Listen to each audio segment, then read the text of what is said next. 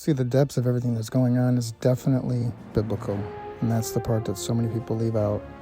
Canaanites, the cursed lineage, Baal worship, the old school occult practices.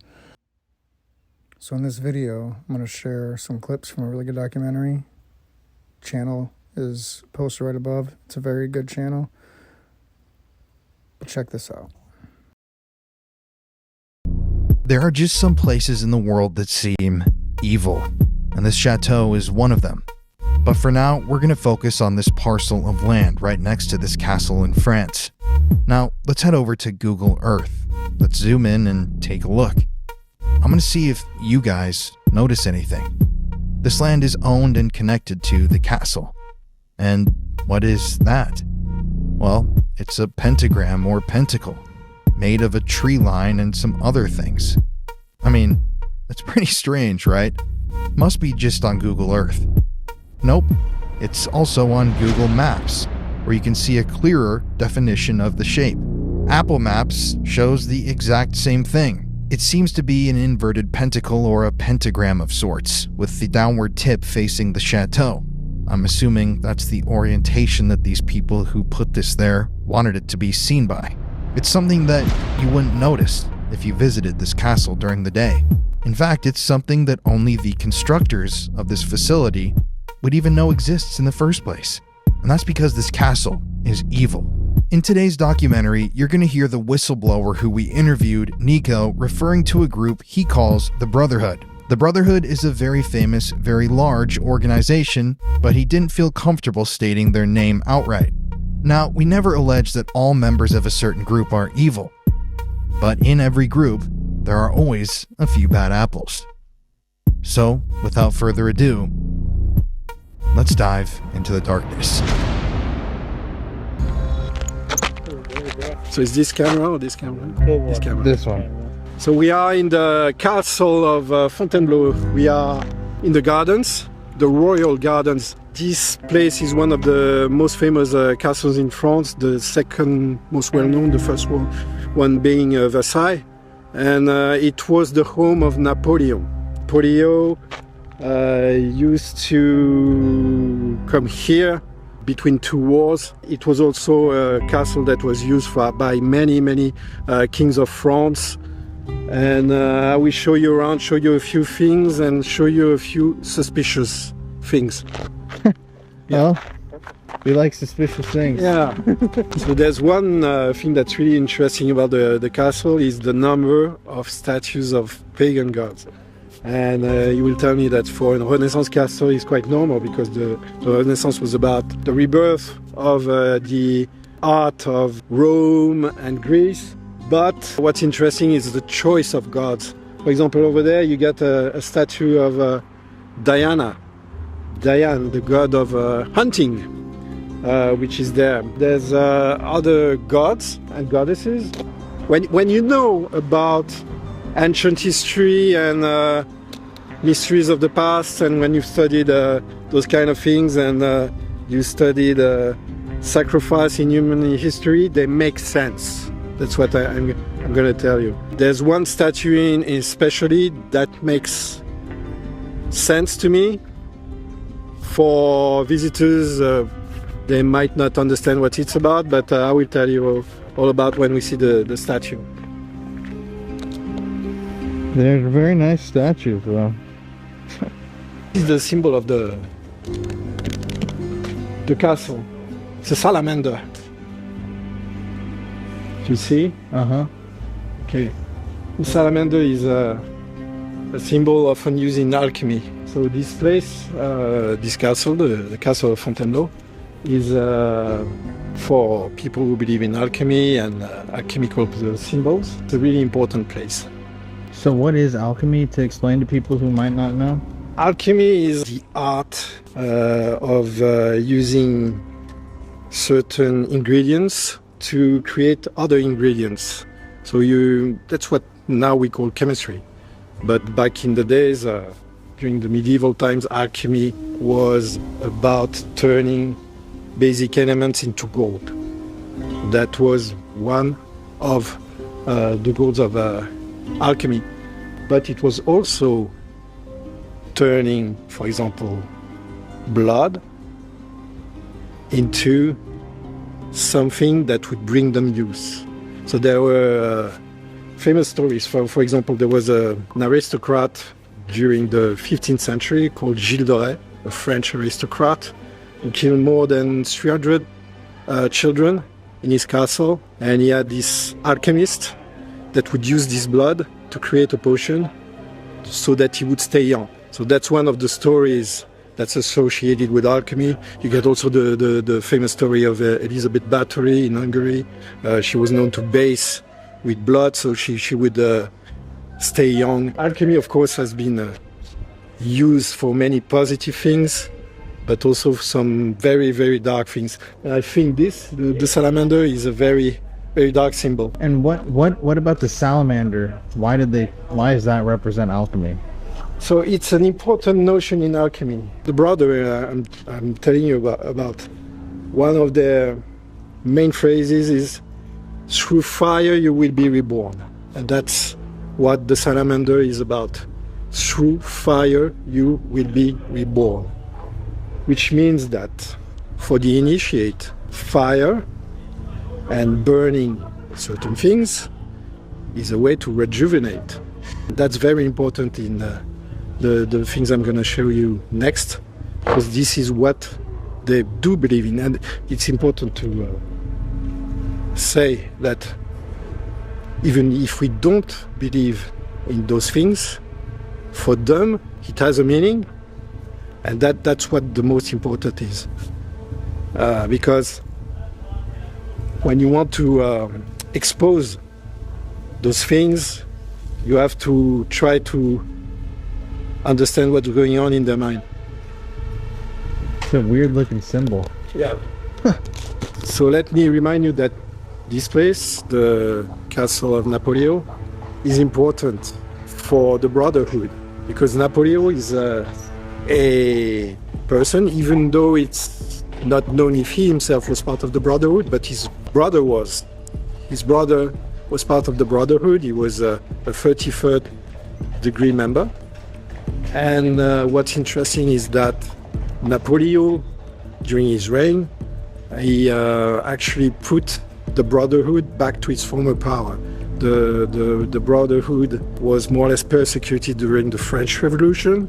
A few years later, when Napoleon came into power, he installed new laws to protect the Brotherhood. And that's very important, because for the Brotherhood, this is a central place of power. So Colin, I'm going to show you a place now. First I'm going to show you a place, then I will tell you a bit more about what's going on in that place. The statues, you will see, they've been there for 6 months now. They've been commissioned by the people in charge of this place. We are arriving. And Oh, what the? yeah, What the? yeah, here we are.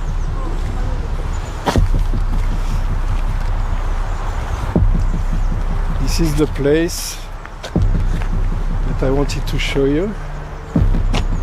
It's only been here for 6 months.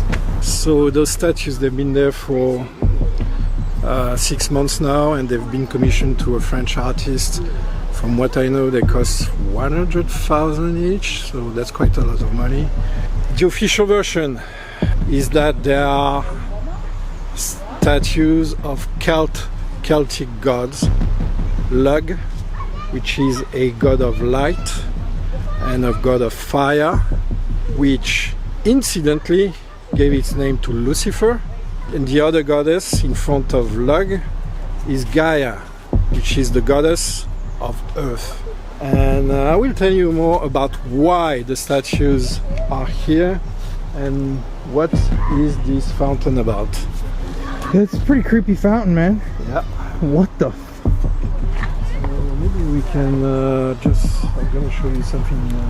So when I was telling you about statues of pagan gods, one of the most important here, and which has the most significance for me, is that they have a statue of Mitra, the god Mitra. So So if you don't know, the god Mitra was a very important god during the Roman times. The cult of Mitra was extremely popular among gladiators, for example, or fighters of the legion. He was a warrior god, but also a sun god. And the cult of Mitra was based on sacrifice. Mitra, the god, sacrificed a bull, and by doing this sacrifice, he became more or less immortal. That's very important when you know what's going on in the fountain nearby. Why would they have this statue here? There's no other statues of Mitra in any other castles in France that I know of. This is the only statue that they have right there in the castle, just a few feet away from the fountain. Yeah, the fountain's once again right over there. Right there, right there. If we have a look, you see Mitra sacrificing a bull. There's something you have to understand about human sacrifice. The history of human sacrifice in humanity most of the time is linked to the worship of the sun. So you get that in South America with the Mayas, the Incas, but also in Persia, in ancient Rome. All over the world, the sun gods have been associated with human sacrifice. You would sacrifice humans for the crops, so that you would have good crops, you would have good fortune, etc. For the Brotherhood, Mitra is a very important deity. It's part of their rituals. They say his name a few times during the rituals. Mitra is an essential part of the Brotherhood's pantheon, if you will. So Mitra is actually in reference to the Brotherhood. They acknowledge Mitra? Yeah, they do acknowledge Mitra. They acknowledge different sun gods that are mentioned. There's another very intriguing entity that is often mentioned in Brotherhood rituals. It's Tubal-Cain. Okay, let me tell you about Tubal-Cain. Tubal-Cain, you see this name in the Bible. Is one of the offsprings of Cain.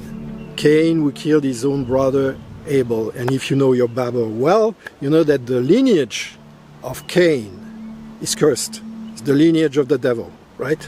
Why would they mention Tubal-Cain in their rites? And if you do some research on them, if you do some research on their rituals, they often have the name Tubal-Cain in their teachings. Tubal-Cain is associated with blacksmiths. Is also associated with fire. It's a fire god, basically. There's another god that they mention, it's Moloch. You probably also have heard the name Moloch from the Bible. Moloch would be a dark god that they would sacrifice children to in the Bible. All right? Those two names, they are pronounced in some of the rituals that the Brotherhood uses for initiates. So it's not the lower initiates. And it's important to say, most people who join the Brotherhood, who are part of the Brotherhood, they don't know about all this, all right? Those are the upper echelons. When you move in, you have rituals, you're introduced to an upper echelon, a degree, and they reveal you some mysteries that they don't tell to the simple initiates. The more you get in the hierarchy, the more you learn about the history of the Brotherhood, and the more you hear about new names. Tubal-Cain. Eblis is another name that's often used in the rituals of the Brotherhood. Eblis is another god of fire. It's also known as Satan for Islam. It's commonly used, for example, in the Satanic Bible, there's invocations to Iblis. There's another formula that you find in the Satanic Bible that's used by the Brotherhood. It's Shem HaMeforach. Okay? Shem HaMeforach is an old incantation that probably comes from the Kabbalah, that is used by the Brotherhood for their rituals too, and also it's in the Satanic Bible. It's an incantation to dark energies. Mitra, the cult of Mitra, is mentioned in rituals of the Brotherhood too, and it's obvious that they have statues in their holy grounds. This is a holy ground of the Brotherhood. As I told you, this castle right there was the castle of Napoleon, who was a man who did a lot of good for the Brotherhood. So again, there's a bigger picture behind this I'm starting to see it. that you connect. This is the place I wanted to show you. This fountain here, it's a fountain that dates back from the Celtic times. It was a fountain dedicated to the Celtic god Belanus. So I want to stop you. Yeah, This fountain has been here, this actual yeah. fountain, since the Celtic times? yeah. The fountain itself, not of course the statues, the masonry, but the water and the source, because it's a source. It's actually a source that streams all the way to the lake that you've seen, and even further. And the name of this town, Fontainebleau, is based on this source. But before that, when all this was just forest, this was a sacred fountain for the Celts and the Druids. And this is one of the places where they would actually practice human sacrifice. As I told you, human sacrifice is often associated to sun gods. Belanus was a sun god, okay? A sun god that would bring you wealth for if you worshipped that sun god. He was associated with agriculture, etc. And use. So the word use is important here because we are talking about the harvesting of organs, right? The serial killer who lived right next to here was bringing harvested organs in this place because it's known as an ancient place of worship. The people behind this castle, the people who own this place, and by owning I do not mean the actual owners, but the people above them, the people from the Brotherhood, because this is a huge district of the Brotherhood. You have to understand this region. It's one of the major districts of the Brotherhood. They have a huge lodge here, okay? This fountain is used by them for their rituals. I'm not saying that everybody who's part of the Brotherhood knows about those things. You know, the first levels, the first level, second level, third level, they call Green Brotherhood. After that, you get the Red Brotherhood, where you have access to more mysteries. They tell you more stories about the history of the Brotherhood and what they actually believe in. This is where they use weird names from the Bible, like Iblis, Tubal-Cain, which normally are associated with demonology. That's what you have to understand. Those are words that are actually invoked during the demonic rituals. Why are they used by the Brotherhood? I don't know. Well, I do know, but you know. Those statues, why are they here? Look at this statue here. If you notice something, the position of this statue and the wound of the statue on the side. Look at this one here. Does it look familiar? Strangely. It's a mockery of Christ. It's a blasphemous statue, okay? Why would they put that there? Because they know that blasphemy is a powerful tool in Luciferian magic. That's why they commissioned this statue specifically with this position, the crucifixion, the wound on the flank. This is a representation of Christ as a pagan god. This is the ultimate blasphemy. And the ram skull.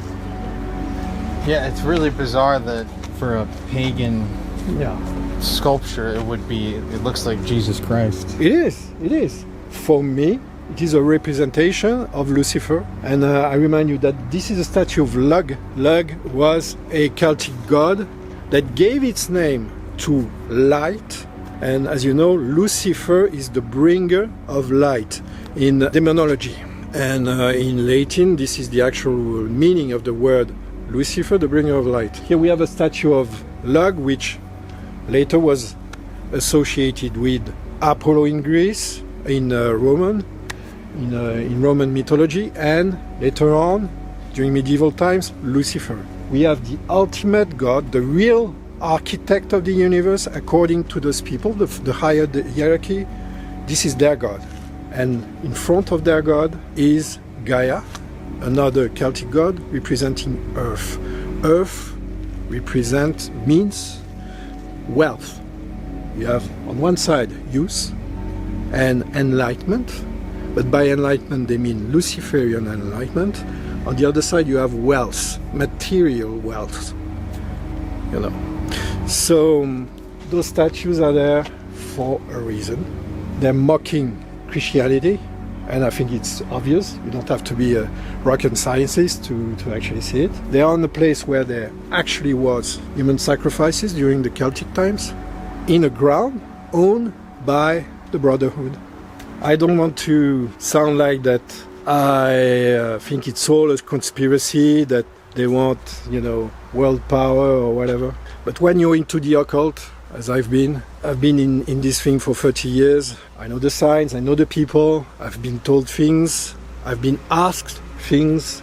I know a blasphemy when I see one, but not an obvious blasphemy, it's not an upside down cross, you see what I mean? It's more subtle than that, you know.